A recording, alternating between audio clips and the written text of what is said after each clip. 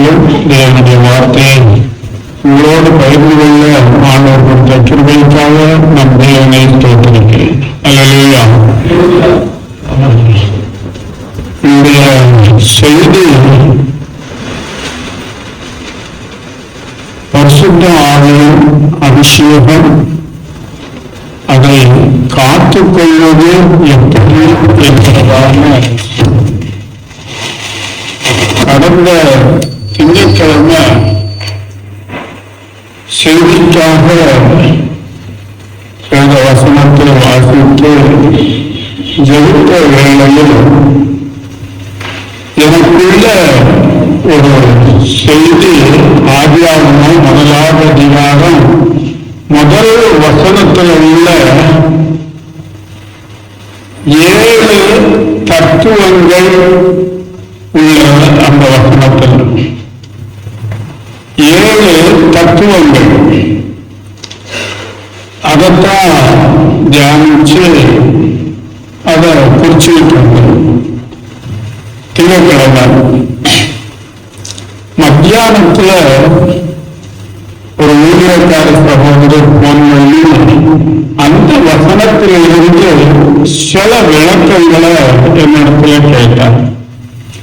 எனக்கு ரொம்ப ஆச்சரியமா இருந்தது.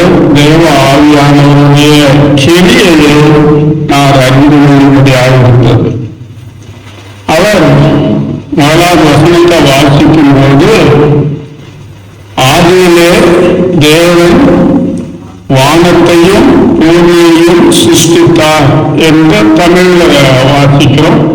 கேஜேவிலேயும் அப்படிதான் இருக்குது. ஆனா எபிரேய மொழியில வானங்கள் என்று பன்மையில சொல்லப்பட்டிருக்கு.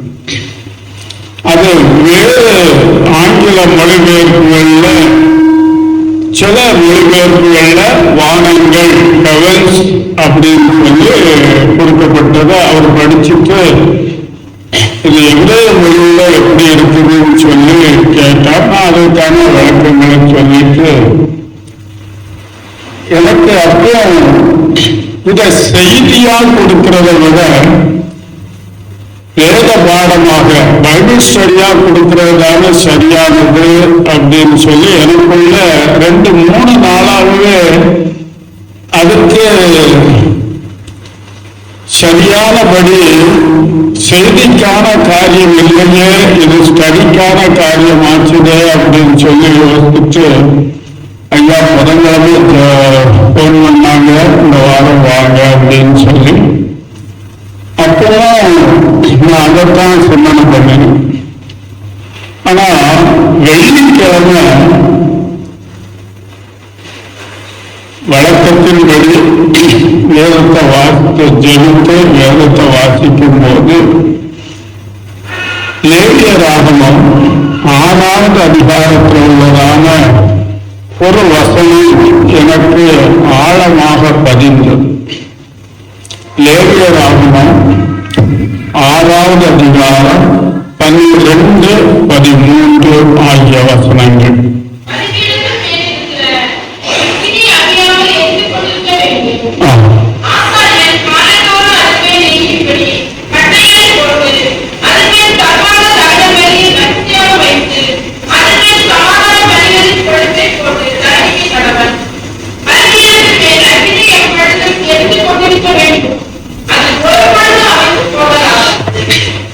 அது எப்போ அழிந்து போகக்கூடாது, ஒரு பொழுதும் அழிந்து போகலாகாது.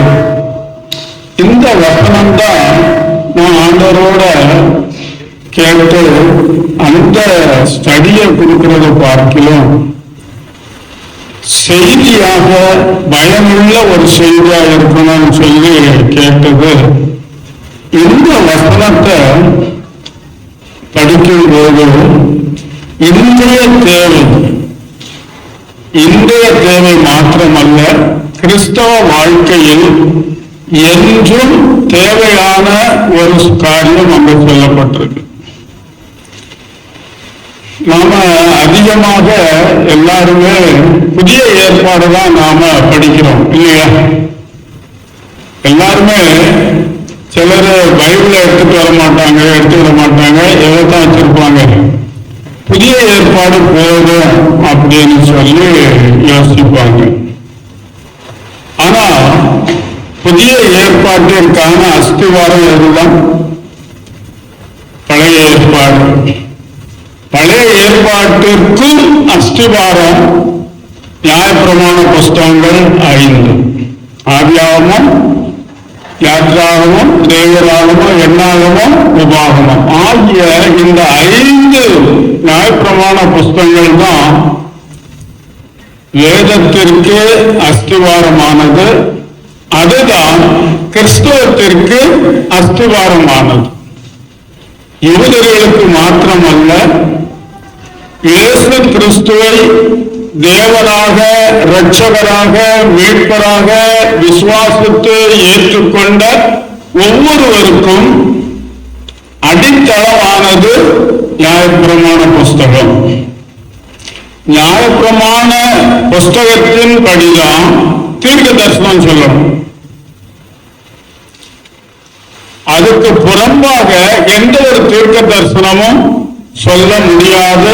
சொன்னால் அது பொய்யான தீர்க்க தரிசனம் ஆகும். இதன் அடிப்படையில நாம வாசிக்கிறதான பகுதி அப்போஸ்தலனாகிய பவுல் எழுதினதான வேத வசனத்தின்படி நாம் கவனிக்கும் போது இங்க ஒவ்வொரு நாளும் நாம் பரிசுத்த ஆவியை பெற்றுக்கொண்டதான ஒவ்வொருவரும், ஒவ்வொரு கிறிஸ்தவனும் ஆவியை அவிழ்த்து போட கூடாது. அதுதான் அப்போஸ்தலனாகிய பவுல் எபேசியர்க்கான நிருபத்துல 4:30 வசனம் வரைக்கும்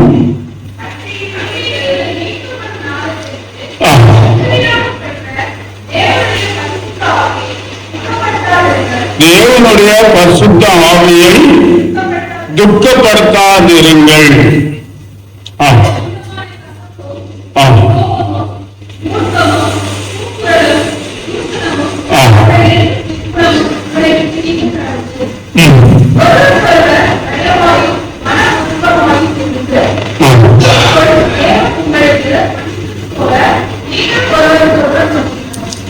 தேவனுடைய பரிசுத்த ஆவியை துக்கப்படுத்தக்கூடாது. முதலாவது லேவியராகமத்துல நாம படிச்சதான பாடம்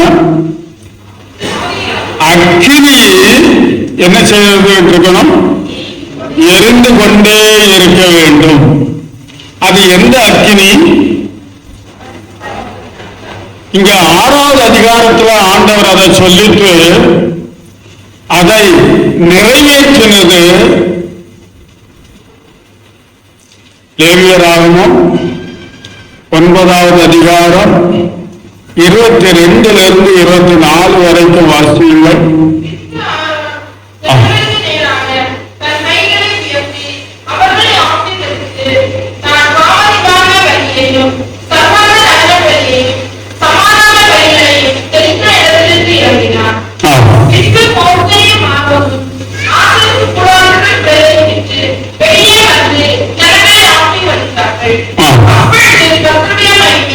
அப்பொழுது கர்த்தருடைய சன்னதியில் இருந்து அங்கிருந்து புறப்பட்டு வந்ததான அக்கினி பலிபீடத்தின் மேல் இருந்ததான பலி முழுவதையும் முதல்ல என்ன அடுக்கி வைக்கணும்? பலிபீடத்துல கட்டைகள் அடுக்கி வைக்கணும். இப்போ சில சரீரங்களை எரிக்கிறாங்க இல்லையா?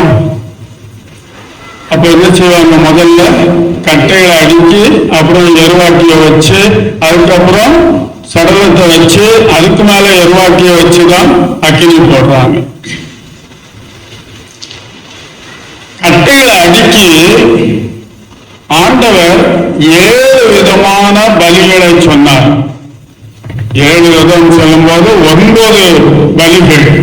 அதுல 2 பலிகள் மற்ற பலிகளோடு சம்பந்தப்பட்டதான பலிகள். 9 பலிகளை சொன்னார். அது எல்லாமே எந்த அக்னியினால எரிக்கப்படும்? பரலோகத்தில் இருந்து தேவனுடைய அக்கினி எல்லாம் அடுக்கி வச்சாச்சுது. 6வது அதிகாரத்தில் ஆண்டவர் கட்டளை கொடுத்தார். மோசே மூலமாக ஆரோனுக்கும் ஆசாரியர்களுக்கும் லேவியர்களுக்குமான கட்டளை கொடுத்தார். இப்படி எல்லாம் செய்யணும் அப்படின்னு சொல்லி அதன்படி செய்து பலிபீடத்துல எல்லாத்தையும் வச்சுட்டு ஆரோனும் மோசேயும் வர்றாங்க. தேவனுடைய மகிமை காணப்பட்டது. ஆண்டவர் சொன்னாரு, இன்றைக்கு இஸ்ரவேல் ஜனங்கள் தன்னுடைய மகிமையை காண்பார்கள் என்று சொல்லி வந்து மோசேயும் ஆரோனும் இஸ்ரவேல் ஜனங்களை ஆசீர்வதித்த போது எங்கிருந்து அக்கினி இருந்தது? தேவனிடத்திலிருந்து அக்கினி புறப்பட்டு வந்து பலிபீடத்தின் மேல் இருந்ததான பலி முழுவதையும் ஏற்றுக்கொண்டது, எரித்தது. அதனால்தான் 6வது அதிகாரத்திலே சொல்றாரு, அந்த அக்கினி என்ன செய்திடக்கூடாது? ஒரு பொழுதும், ஒரு போதுங்கிறது இல்லாம என்ன சொல்றது, அந்த சொற்கள் அதிக கவனமா படிக்க சொற்கள். ஒரு நாளும் என்று சொல்லல, ஒரு பொழுது, ஒரு இமய அளவு கூட அந்த அக்கினி என்ன செய்யக்கூடாது? அவிந்து போகக்கூடாது. அவிஞ்சு போச்சுன்னா என்ன ஆகும்? அந்நிய அக்கினி அங்க கொண்டு போக வேண்டியதாகும். நாதாபும் அபியூவும் அந்நிய அக்கினியை கொண்டு வந்ததுனால அக்கினி அவர்களை பட்சித்தது. இந்த பரிசுத்த அக்கினி எதற்கு ஒப்பனையா இருக்குது? பரிசுத்த ஆவியானவருக்கு ஒப்பனையா இருக்கு. நாம அப்போஸ்தலர் நடபடிகள் 2வது அதிகாரத்துல வாசிக்கிறோம். அவர்கள் எல்லாரும் மேல் வீட்டுல காத்து கொண்டிருந்தார்கள். எதுக்காக? இயேசுவானவர் சொன்ன பிதாவின் வாக்குத்தத்தம் நிறைவேறும்படியாக காத்து கொண்டிருந்தார்கள். நீங்க எருசலேம் விட்டு போயிடாதீங்க, நீங்க அங்கே காத்திருங்க, பிதாவின் வாக்குத்தத்தமாகிய பரிசுத்த ஆவியானவர் வருவார், அப்பொழுது நீங்கள் சாட்சிகளாய் இருப்பீர்கள் என்று சொன்னார். பரிசுத்த ஆவியின் அபிஷேகத்தை பெற்ற பிறகு பேதுரு இயேசுவுக்காக தைரியமாக, மற்றவர்கள் யாருமே பேசல, பரிசுத்தான அபிஷேகம் பெற்ற பிறகு பேதுரு எழும்பி நின்று அவ்வளவு தைரியமாக அவர் பேசினார். அதற்கு முன்னால இயேசு நியாயம் தீர்க்கப்படும்படியாக அரண்மனையில, பிரதான ஆசாரியனுடைய அரண்மனைக்கு போய் அங்க ஒரு பெண்ணின் இடத்துல மறுதளித்தார். அவர் அறியேன் என்று சொன்னார். ஆனா ஜீவாதிபதியை கொலை செய்தீர்கள், தேவன் அவரை மரித்தோரிலிருந்து எழுப்பினார் என்று தைரியமாக நியாய சங்கத்துக்கு முன்னால, ஜனங்களுக்கு முன்னால அவ்வளவு தைரியமாய் சொன்னார். பரிசுத்த ஆவியின் அபிஷேகம், பரிசுத்த ஆவியின் அபிஷேகத்தை ஒருபோதும் ஒரு பொழுதும் கூட அது அவிழ்ந்து போக விடாதிருக்க வேண்டும். அதத்தான் அருமையான வார்த்தை சொல்லப்படுகிறது. 1 தெசலோனிக்கேயர் 5:19. 1 தெசலோனிக்கேயர் 5:19. ஆவியை என்ன செய்து போடாதீங்க, அவிழ்த்து போடாதீங்க. ஒரு தடவை 2 தடவை இல்லை, பல இடங்களிலேயும் பரிசுத்த ஆவியை துக்கப்படுத்தாதிருங்கள் என்று சொன்னார். இந்த காரியத்தை நாம கவனிக்கும் போது ஆதியாகமம் 6வது அதிகாரம் 6வது வசனத்துல சொல்லப்படுகிறதான காரியங்களையும் நாம கவனிக்க வேண்டியதா இருக்கிறது. அங்க தேவன் மனுஷனை உண்டாக்கினதற்காக மனஸ்தாபப்பட்டார். அது அவருடைய இருதயத்துக்கு எப்படி இருந்துச்சு? व्यसनமாயிருந்தது. காரணம், தேவனுடைய ஆவியை பெற்றதான மனிதன் ஆதாம் ஏவாள் ஆதாமை மண்ணினாலே உருவாக்கி இப்படி அவனை ஜீவாத்மாவாக்கினார். தன்னுடைய சுவாசத்தை நாசியிலே ஊதினார். மனுஷன் ஜீவாத்மாவானான். அல்லேலூயா. அப்படிப்பட்டதான அந்த மனிதன் தன்னுடைய தீய செயல்களினாலே பாவ கிரியைகளினாலே தன்னை உண்டாக்கின தேவனை விசனப்படுத்தினார்கள், துக்கப்படுத்தினார்கள். ஆனால் தான் தெளிவாய் சொல்லுகிறது புதிய ஏற்பாட்டு வசனங்களிலும் பழைய ஏற்பாட்டிலும் அதுதான் சொல்லப்படுகிறது.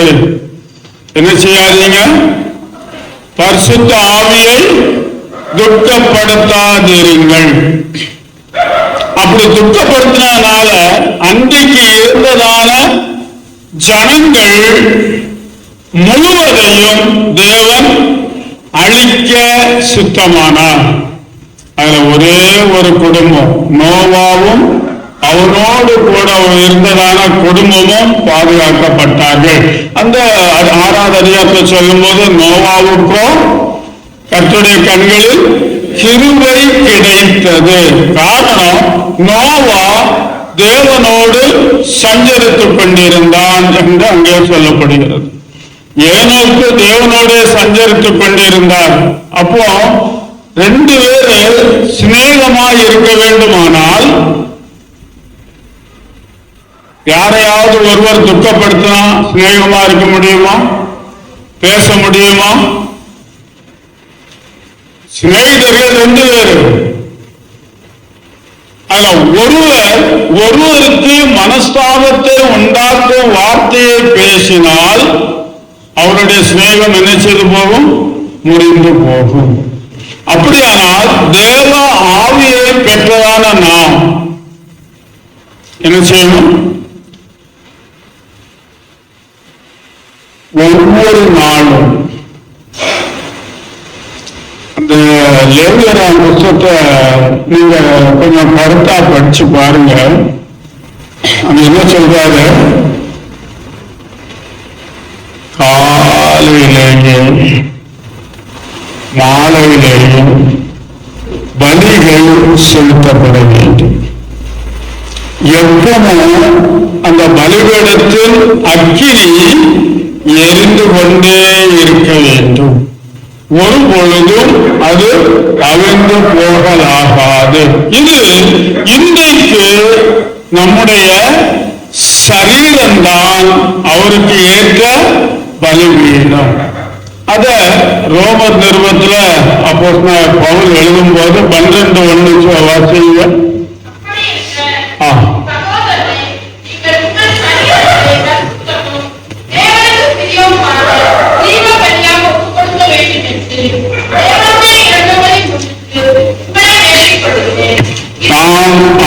ஜீவ பலியாக ஒப்பு கொடுக்க வேண்டும் என்று தேவனுடைய இரக்கங்களை முன்னிட்டு உங்களை வேண்டிக் கொள்கிறேன். அல்லேலூயா.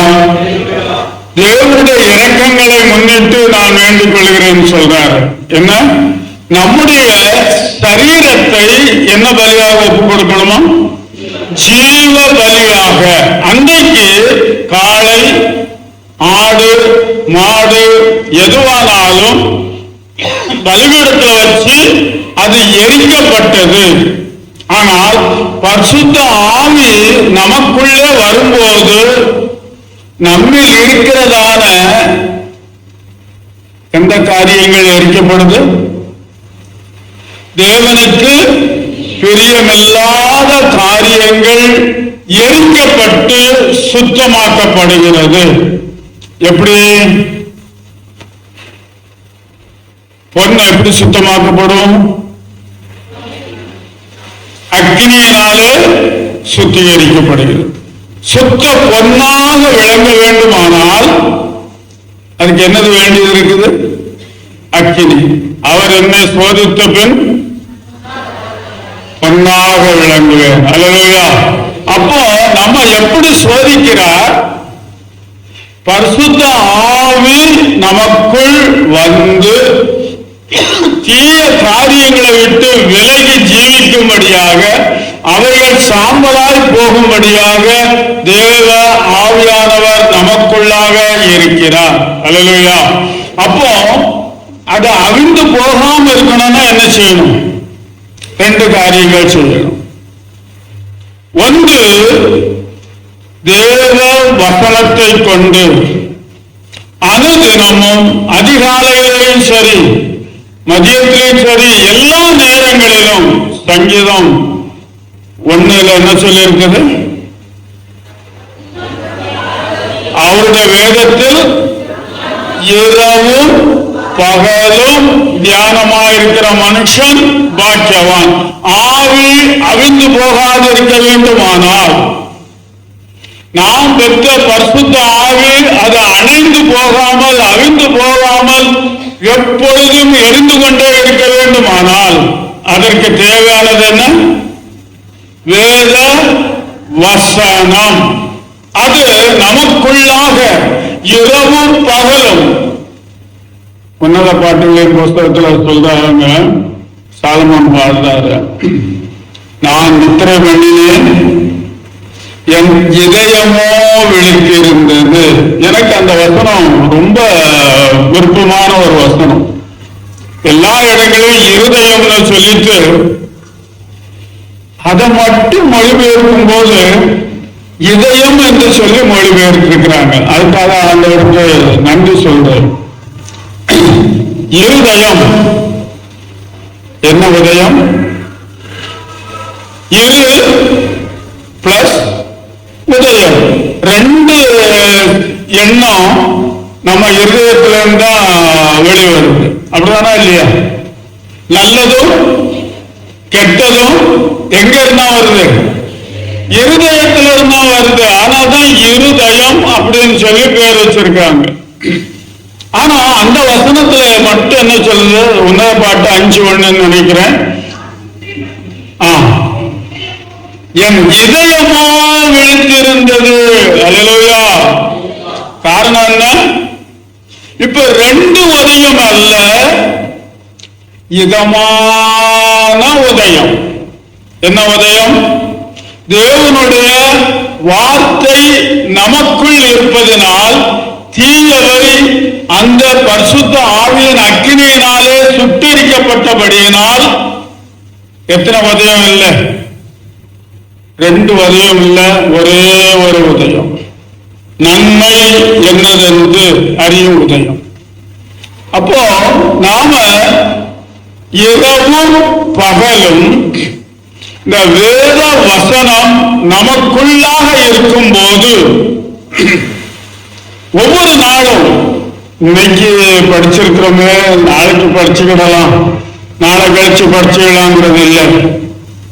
நேரம் கிடைக்கும் போதெல்லாம் நாம் கற்றுக்கொண்ட வேத வசனத்தை அதை என்ன செய்யணும்? பலிபீடத்துல அடுக்கி வச்சு அதை அனல் ஊட்டிக்கிட்டே இருக்கணும். அல்லேலூயா. செய்யலாமா? அப்படி செய்வோமா? செய்றீங்களா? சங்கீதம் 119 சொல்றார், வாலிபன் தன் வழியை எதிரால் சுத்தம் பண்ணுவான், உமது வசனத்தின்படி தன்னை காத்துக் கொள்கிறதுனால் தானே. 11வது வசனம், நான் நமக்கு விரோதமாய் பாவம் செய்யாதபடிக்கு உமது வாக்கை என் இருதயத்திலே வைத்து வைத்தேன். அந்த சொற்கள் ரொம்ப அருமையான சொற்கள். வைத்தேன் என்று சொல்லாமல் என்ன சொல்லப்பட்டிருக்கிறது? வைத்து வைத்தேன். அல்லேலூயா. அவருடைய வேத வசனம், பரிசுத்த வேத வசனம். அன்றைக்கு பலி செலுத்துவதற்கு அக்கினி எரிந்து கொண்டிருக்கணும். அதுக்கு என்ன செய்யணும்? கட்டைகளை அடுக்கணும். தேவனிடத்திலிருந்து புறப்பட்டு வந்ததான அக்கினி அவிழ்ந்து போகாதபடிக்கு அந்த கட்டையை அடுக்கணும். வேற அக்கினி அடிக்கக்கூடாது. பரிசுத்த தேவன் அருளின வேதம், நம்முடைய கையில் இருக்கிற வேதம் இது. என்னுடைய வேதத்தின் மகத்துவங்களை அவர்களுக்கு எழுதி கொடுத்தேன், அவர்களோ அதை அந்நிய காரியமாக நினைத்தார்கள், எண்ணினார்கள். இந்த பரிசுத்த வேத வசனம் தேவன் அருளிய வேதம், தேவன் அருளிய பரிசுத்த ஆவியை விசனப்படுத்தாதபடிக்கு, துக்கப்படுத்தாதபடிக்கு, அவித்து போடாதபடிக்கு முதலாவது நாம் வேத வசனத்தை நம்முடைய இருதயத்தின் ஆழத்தில் வைத்து அது தினமும் அதை படிக்கணும். சும்மா நியூஸ் பேப்பரை படிக்கிற மாதிரி படிக்க கூடாது. நியூஸ் பேப்பரை வாசிங்க, வேத வசனத்தை படிங்க. சில இடங்கள்ல எழுதி போட்டிருப்பாங்க, முந்தி ரயில்வே ஸ்டேஷன்ல பஸ்ல இந்து வேதம் வாசித்தீர்களா?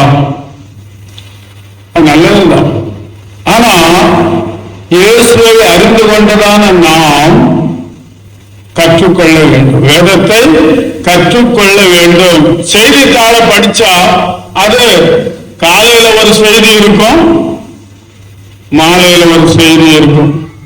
இந்த எலெக்ஷன் ரிசல்ட் வரும்போது ஒரு கட்சி மேல இருக்கும், திடீர்னு என்ன ஆயிரும், ஒரு மணி நேரத்துல கீழே இறங்கிடும், அடுத்த கட்சி மேல ஏறும்.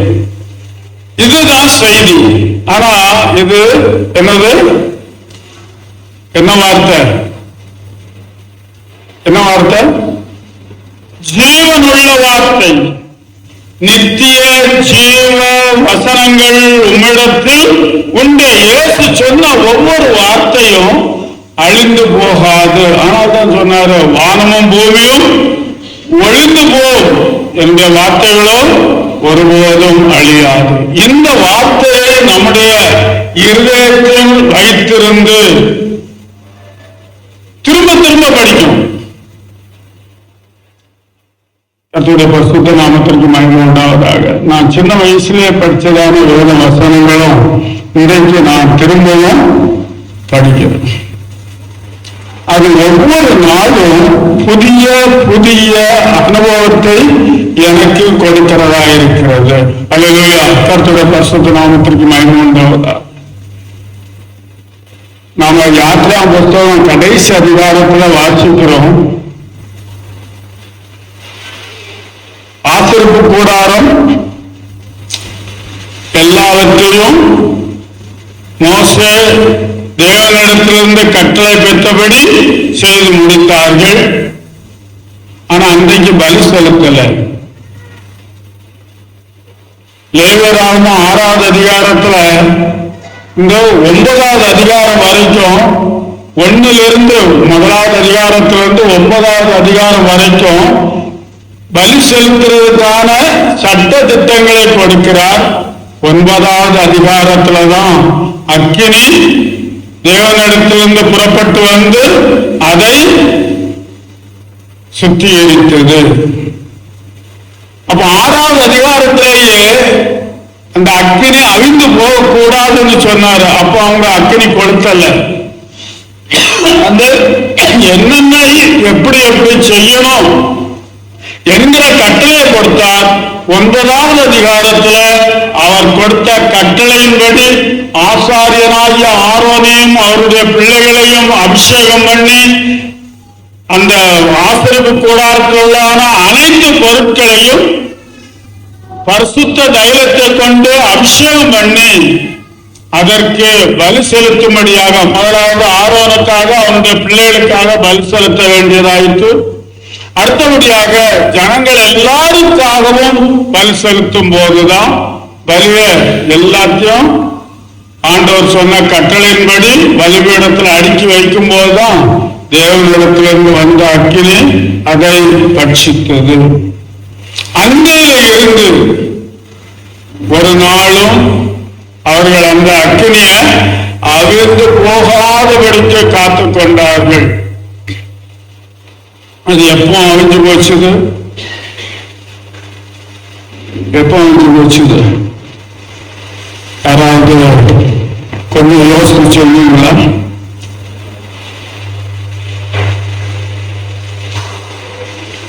சாலமோன் தேவாலயம் கட்டினார். அப்பவும் வானத்தில் இருந்த அக்கினி ஒன்று தேவனுடைய மகிமை அங்கு இறங்கிட்டு. நேபுகாத்நேச்சார் காலத்தில் எருசலேம் தேவாலயம் இடிக்கப்பட்டு பாபிலோனுக்கு சிறைகளாக கொண்டு போகப்பட்ட பிறகு அந்த அக்கினி அவிழ்ந்து போனது. அந்த அக்கினி அழிச்சதுனால என்ன ஆச்சு? எப்படி அழிஞ்சது? நேபுகாத்நேச்சார ஆண்டவர் சொல்றாரு, நேபுகாத்நேச்சார் என்னுடைய ஊழியக்காரன் சொல்றார். யார? தேவாலயத்தை இடித்து தேவனுடைய ஜனத்தை சிறைகளாக கொண்டு போன நேபுகாத்நேச்சாரை குறித்து சொல்லுகிற வார்த்தை, அவன் என்னுடைய ஊழியக்காரன். கோரேஸ் என்னுடைய ஊழியக்காரன் சொல்றார். எதனால? இஸ்ரவேல் ஜனங்கள் தேவனுக்கு விரோதமான விக்கிரகங்களை அவர்கள் உண்டு பண்ணி கொண்டு அவைகளுக்கு ஆராதனை செய்தபடியினால், தேவனுடைய கட்டளையை மீறி நடந்தபடியினால், தேவன் நியாய பிரமாணத்தில் சொன்ன வார்த்தைகளை நிறைவேற்றும்படியாக நேபுகாத்நேச்சாரை அனுப்பி அதை செய்தார். ஆனால் தான் ஆண்டவர் சொல்றாரு, அவன் எனக்கு சித்தமானதை எல்லாம் செய்வான்னு சொன்னார். அவர் தனக்கு சித்தமானதை செய்கிறவன் யாரு? ஆண்டவருக்கு சித்தமானதை செய்கிறவன் ஆண்டவருடைய ஊழியக்காரன். கோரேச ஏன் ஊழியக்காரன் சொன்னாரு? கோரேஸ் அனுப்பி திரும்பியும் தேவாலயம் கட்டும்படியாக கட்டளையிட்டான். அப்படியானால் தேவனுடைய சித்தத்தை செய்கிறவனே தேவனுடைய ஊழியக்காரன். அல்லேலூயா. நாம் பெற்றதான பரிசுத்த ஆவி அக்கினி அழிந்து போகாமல் இருக்க வேண்டுமானால் இரண்டாவது காரியம் பலி செலுத்தவும். ஆடு மாடு கோழி இவைகள் எதோடு முடிஞ்சு போச்சது?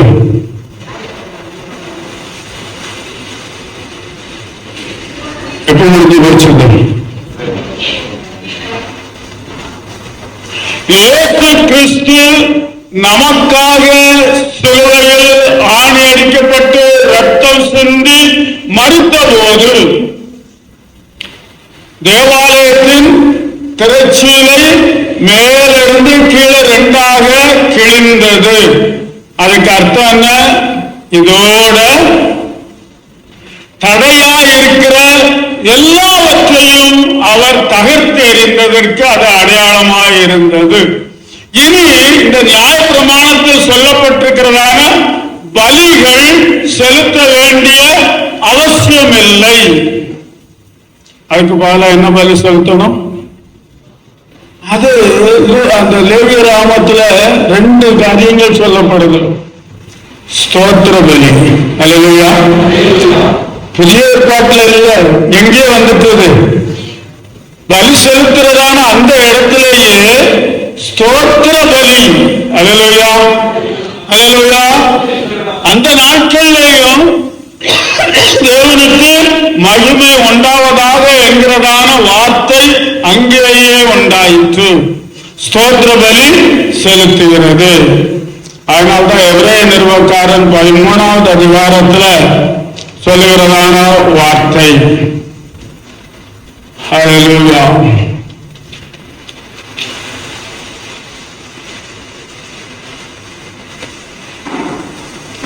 இந்த பலி காரியங்களை குறித்து நாம பார்க்கும்போது ரோமர் 12வது அதிகாரம் முழுசியும் நாம படிக்கிறோம்.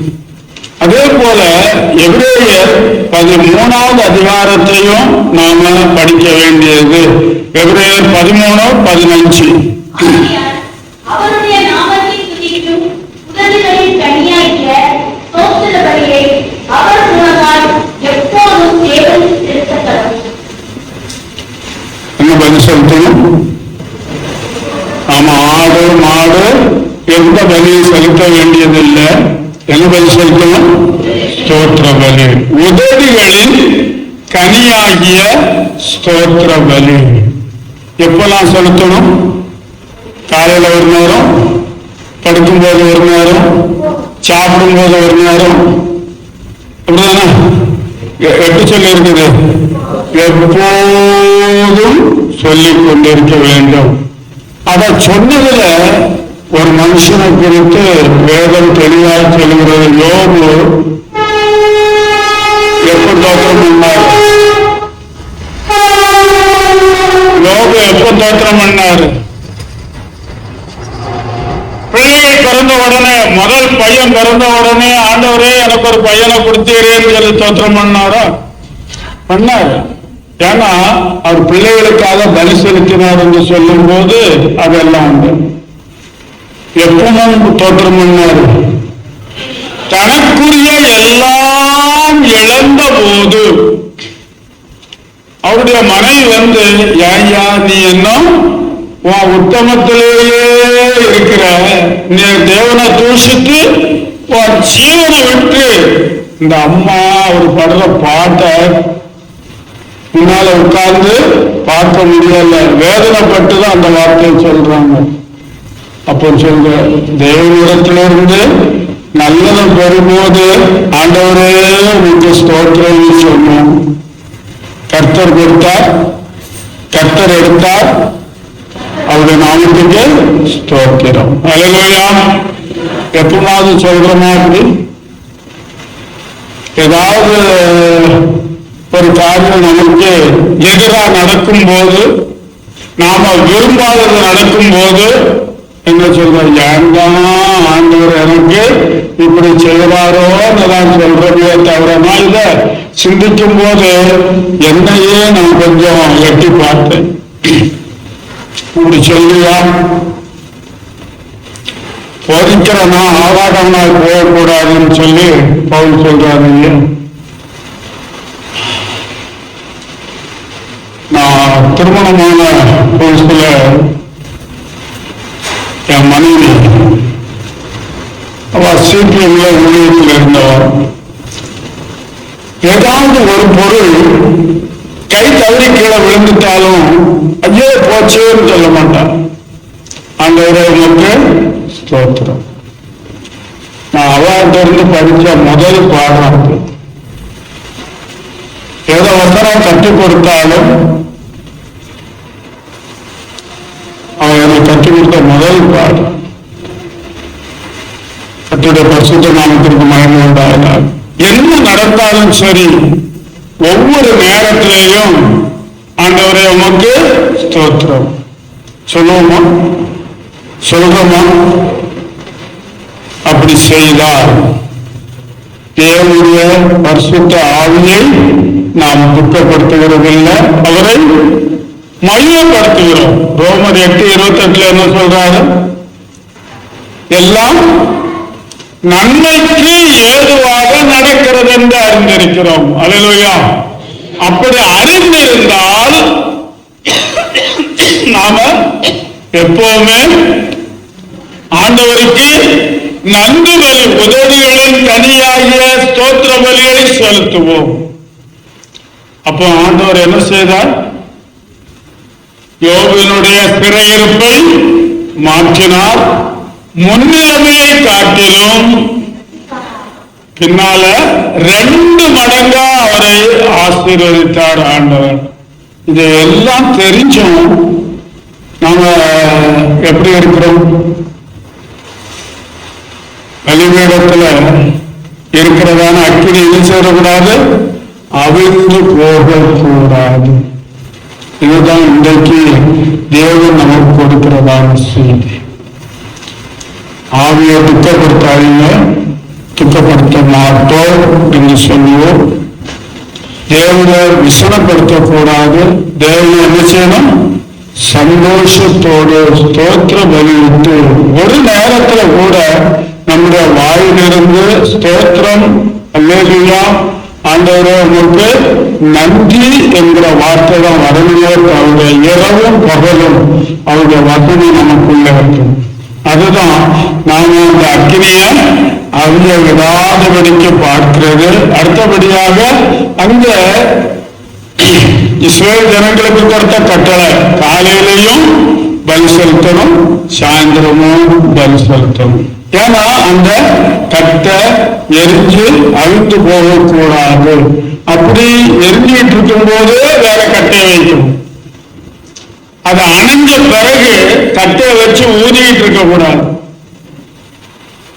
அது சரியான காரியம் அல்ல. அப்போ நாம நாம் பெற்ற தேவ ஆவியாகிய பரிசுத்த ஆவியாகிய அக்கினியை நாம் அவிழ்ந்து போகாதபடிக்கு வேத வசனத்தை நாம் எப்பவும் தியானிக்கணும். அடுத்தபடியாக நாம் தேவனுக்கு நன்றி செலுத்தணும். கர்த்தருடைய பரிசுத்த நாமத்திற்கு மகிமை உண்டாவதாக. இந்த 9 பலிகள்ல 2 பலி சமாதான பலி. லேவியராகமம் முதல் அதிகாரத்திலிருந்து 9 அதிகாரத்தையும் நீங்க வாசித்தீங்கன்னா தான் இதனுடைய செய்தி உங்களுக்கு தெளிவாக புரியும். அடுத்தபடியாக ஸ்தோத்திர பலி.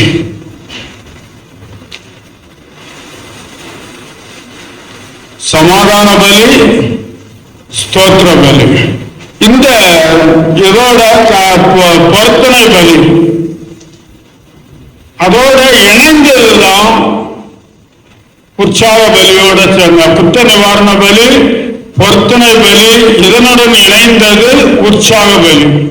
நாம தேவனுக்கு நன்றி சொல்லுகிறது எப்படி சொல்லணும்? எப்படி சொல்லணும்? உற்சாகமா. எதையோ இழந்த மாதிரி வேதவசனம் சொல்லுது. அதனால ஆண்டவரே உனக்கு ஸ்தோத்திரம். அப்படி இல்லை. ஆண்டவரே உனக்கு நன்றி ஸ்தோத்திரம். உற்சாகமான பலி. வசனத்தோடு இல்லை, கட்டாயத்தோடு அல்ல. ஆனால் தான் பவுல் எழுதுறாரு, ஒருவனும் வசனமாயும் அல்ல, கட்டாயமாயும் அல்ல, உற்சாகமாய் கொடுக்கிற இடத்தில் தேவன் பிரியமாயிருக்கிறார். அல்லேலூயா. நாம ஆண்டவரை ஸ்தோத்திரிக்கிறது எப்படி ஸ்தோத்திரிக்கணும்? உற்சாகமாக. அல்லேலூயா, அல்லேலூயா, அல்லேலூயா. கர்த்தருடைய பரிசுத்த நாமத்திற்கு மகிமை உண்டாவதாக. ரோமர் 14:17 வாசித்து முடிப்போம். தேவனுடைய ராஜ்யம் புசிப்பும் குடிப்பும் அல்ல, அது நீதியும் சமாதானமும் பரிசுத்த ஆவியினால் உண்டாகும் சந்தோஷமுமாய் இருக்கிறது. அல்லேலூயா. பரிசுத்த ஆவியினால் உண்டாகும் சந்தோஷம் நமக்குள் நிலைத்திருக்க வேண்டுமே. ஆனால் நாம் என்ன செய்யணும்? பரிசுத்த ஆவியாகிய அக்கினியை அவிழ்த்து போடக்கூடாது. அவிழ்த்து போடாமல் இருக்க வேண்டுமானால் தேவனுடைய வசனம் நம்முடைய இருதயத்தில் பதிந்திருக்க வேண்டும், வைத்திருக்க வேண்டும். அதோடு கூட நாம் தேவனுக்கு எப்போதும் எப்பொழுதும் அவருக்கு நன்றி செலுத்துவோம். ஆண்டவர்களை ஆசீர்வதிப்பார். ஆமென். இந்த ஆதியாகமம் 1வது அதிகாரம் 1 வசனத்தின் காரியங்களை கர்த்தருக்கு சித்தமானால் ஒரு தடவை பார்ப்போம்.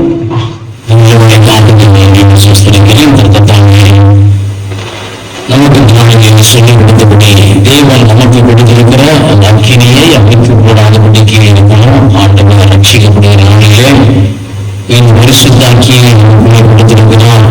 நம்ம திரும்ப திரும்ப பல நாட்களை பார்த்திருக்கிறோம். இதை தொடர்ந்து எரியறதுக்கு இன்னைக்கு 5 வார்த்தைகள் சொன்னார். தேவ வசனம். இதை நான் அடிக்கடி சொல்லியிருக்கிறேன். ப்ளீஸ் ஒரு 2 வாரத்துக்கு ஒரு செய்தியாவது நீங்க ப்ரிப்பேர் பண்ணுங்க. அதான் வேதத்தை தியானிக்கிறது. ஏன்னா ஒரு இடத்துல எனக்கு ஒரு மீட்டிங் இருக்கு, நான் போய் ஒரு கூட்டத்துல பேச போறேன் அப்படின்னு நீங்களாம் நினைத்து கொண்டு ஒரு செய்தியை ஆயத்தப்படுத்துங்க. ஒரு செய்தியை ஆயத்தப்படுத்துங்க. வேதத்தை வாசித்து ஒரு செய்தியை நீங்க ஆயத்தப்படுத்த ஒரு 2 வாரத்துக்கு ஒரு தடவை, அல்லது ஒருவேளை இப்பதான் ஆரம்பிக்கணும், ஒரு மாசத்துக்கு ஒரு தடவையாவது நீங்க என்ன செய்யுங்க, அதை செய்யுங்க.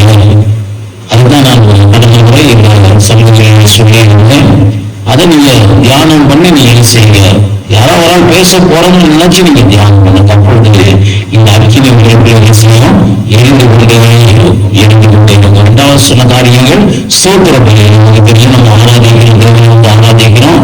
உங்க வீடுகளிலே அதிகமாய் தேவனை செய்யுங்க, ஆராதிங்க. ஆராதிச்சு முடிச்ச உடனே உங்க விண்ணப்பங்களை கர்த்தரிடத்திலே சொல்லுங்க. கர்த்தர் நம்மோடு நாளாக தேவன் நம்ம கொடுத்த அந்த அக்கினி செய்யணும், ஒரு பட்சிக்கிற அக்கினியா எழுங்கணும். அது நம்ம இருக்கிற இடத்திலே ஒரு பெரிய வெளிச்சமாய் எழுங்கணும். வானமண்டலத்தின் பொருளாத ஆவியின் சேனைகளை பட்சிக்கணும். அப்படிப்பட்ட அனுபவங்களை நமக்கு தர முடியாது. வேத வசனத்தை தியானித்து ஸ்தோத்திரத்தை நடந்து சொல்லுவோம். கர்த்தர் ஆசீர்வதிப்பார். எல்லாம் தேவன் நோக்கி பார்ப்போம். நல்ல ஆண்டவரை நல்ல சுந்தரிக்கிறப்பா, எங்களுக்குள் கொடுத்திருக்கிறார். ஆண்டவரே தேவன் பரிசுத்த அக்கினி எரிந்து கொண்டே இருக்க ஆண்டவரை தேவன் அனுகிரகம் செய்யலாம். ஆண்டவருடைய வசனத்தை தியானிக்கிறதன் மூலம், சோத்திரம் பண்ணுகிறதன் மூலம் ஆண்டவரே தேவன் தொடர்ந்து அந்த அக்கினியை எரிய பண்ண கர்த்தரை உதவி செய்யுங்க. கர்த்தரை கூட இருந்து பாதுகாத்து நடத்துங்க. அப்படிப்பட்ட கிருபைகளை கர்த்தரை தாங்க சாமி. என்னுடைய தேவனை இந்த நாளிலும் சபையில் ஒவ்வொருடைய பேர் பேரால் ஆசீர்வதிங்க. வியாதியை எங்களை விட்டு விளக்குங்க. ஆண்டவரை நானே ஒரு பரிகாரியாகிய கர்த்தர் என்று சொல்லியிருக்கிறீங்க. ஆண்டவரை சபை மக்களுக்கு இருக்கக்கூடிய வியாதிகள், பலவீனங்கள், சுகவீனங்கள் எல்லாம் ஆண்டவரை உன்னாலே அற்புதமாய் சுகமாக்கும்படியாக நீங்கள் ஜெபிக்கிறோம். இயேசு கிறிஸ்துவின் தழும்புகளாலே நீங்கள் சுகமாகட்டும். ஆண்டவரை இயேசு கிறிஸ்துவின் நாமத்திலே நீங்கள் முழுவதுமாய் சுகமாக உதவி செய்யுங்க. ஒவ்வொருவருக்கும் பரிகாரியாகிய தேவன் இயேசு ஒரு அற்புதத்தை செய்து சுகப்படுத்தும்படியாக ஜெபிக்கிறோம். ஆண்டவரை குடும்பங்களை விட்டு வியாதியை முழுவதுமாய் அகற்றி போடுங்க. உடைய செட்டையின் மகளிர் ஒவ்வொருவரையும் பாதுகாத்துக் கொள்ளுங்க சுவாமி. கையின் பிரயாசங்களை ஆசீர்வதிங்க. நீங்க ஆசீர்வதிக்க தொடங்கி இருக்கிறீங்க. விசாலத்தை ஆண்டவரை தாமே தொடங்கி இருக்கிறீங்க. தேவன் தொடர்ந்து ஒவ்வொரு பிள்ளைகளும் வளர தேவன் உதவி செய்யுங்க சுவாமி. நன்றி தேவனை. கையின் பிரயாசங்களை ஆசீர்வதிங்க. களஞ்சியங்களை ஆசீர்வதிங்க. வீடு வாசல்களை ஒவ்வொருவருக்கும் தண்ணி நடத்துங்க சுவாமி. நன்றி ஆண்டவரே. குடும்பத்திற்கு எதிரான போராட்டங்களை கர்த்தர் அகற்றி போடுங்க. குடும்பத்தின் தேவைகளை அற்புதமாய் சந்திங்கப்பா. நன்றி தேவனை. சோதனம் இருந்து அப்படியே செய்ய போகிறதற்காக சோதனம். ஜப ஆவியை ஊற்றுங்க, துதிய ஆவியை ஊற்றுங்க. அதிகமாய் துதிக்க தேவன் உதவி செய்யுங்க. பிள்ளைகளுடைய சமாதானம் பெரிதாக இருக்க உதவி செய்யுங்க. விசேஷமா ஆண்டவர் இந்த காலங்களில் பரீட்சை எழுதுகிற ஒவ்வொருவரோடு கூட இருங்க. ஆண்டவர் நல்ல தேர்ச்சி பெற தேவன் உதவி செய்யுங்க. எதிர்காலங்கள் ஆசீர்வதிக்கப்பட உதவி செய்யுங்க. படித்து முடித்த பிள்ளைகளுக்கு நல்ல வாழ்வை செட்டிலாக உதவி செய்யுங்க சுவாமி. நன்றி தேவனை. நம்புகிற குடும்பங்கள் செழிக்கட்டும். தேடி வந்திருக்கிற பிள்ளைகளுக்கு ஒரு நன்மையும் குறைவுபடாதபடிக்கு தேவன் ஆசீர்வதிக்க முடியாது செய்கிறோம். கொஞ்சம் சோதரமனோமா ஆண்டவரப்படி செய்ய போறதுக்காக நன்றி. இந்த விண்ணப்பத்தை ஆண்டவரத்தை சொல்லுவோமா. நன்றி தேவனை. நமக்கு சோதரம் எங்கள் குடும்பங்களை ஆசீர்வதிக்க போறதுக்காக சோதரிக்கிறோம் அம்மா. ஆண்டவரே எங்களை ஆசீர்வதிங்க. ஆண்டவரே எங்களை பாதுகாத்துக் கொள்ளுங்க. வியாதி பலவீனங்கள் அகலாக வராதபடிக்கு பாதுகாத்துக் கொள்ளுங்க. ஆண்டவரே தானே சாப்பிடுகிற எல்லா அப்பம் தண்ணீரை கர்த்தர் ஆசீர்வதித்து தாங்க. சூழ்நிலைகள் எங்களுக்கு பாதகமா இல்லாதபடிக்கு கர்த்தர் காத்துக் கொள்ளுங்க. உங்களுடைய சட்டையின் மறைகளை மறைத்துக் கொள்ளுங்கள் அம்மா. எங்கள் மாவை விட்டு உங்களை துதிக்கிற துதி உங்களுடைய நாமம் மாறாதிருக்க கர்த்தர் உதவி செய்யுங்க. இயேசுவின் நாமத்தில் பிள்ளைகள் ஒவ்வொருவரையும் ஆசீர்வதிங்கள் அப்பா. நன்றி தேவனே. கர்த்தருடைய செய்வதற்காக சொல்கிறோம். அந்த ஒருவரை பேரால் ஆசீர்வதிங்க. சட்டை மரங்களை மறைத்து பாதுகாத்து பராமரித்து ஆசீர்வதிக்க முடியாது. இயேசு கிறிஸ்துவின் நாமத்தில் ஜெபிக்கிறோம் நல்ல பிதாவே. ஆமென். எல்லாத்துக்கும் கர்த்தரை சூஸ்திரி. என் முடிவுகளை கிறிஸ்து நாமத்தை சூஸ்திரி. எல்லாத்துக்கும் கர்த்தரை சூஸ்திரி. கர்த்தர் செய்த சகல மறவாதே. ஆமென். நம்ம இயேசு கிறிஸ்துவின் பிதாவின் ஜீவனே அன்பும் பரிசுத்தாவின் நினைக்கும் சந்தோஷம் சமாதானமும் நம்ம இருப்பதாக. ஆமென். அல்லேலூயா. அல்லேலூயா